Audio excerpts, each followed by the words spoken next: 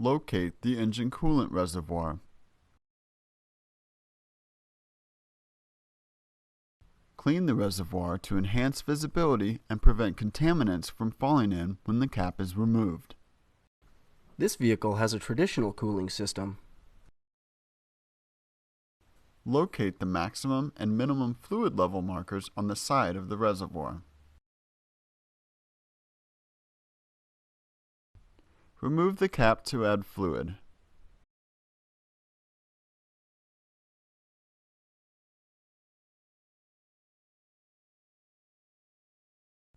Look in your owner's manual to determine the type of engine coolant your vehicle requires. Mix the coolant with distilled water so that you have a combination that is 50% coolant and 50% water. Some coolants will come pre-mixed, which means you don't have to add any water. Add the coolant and water mixture into the reservoir up to the full line. The engine should be cold when you do this.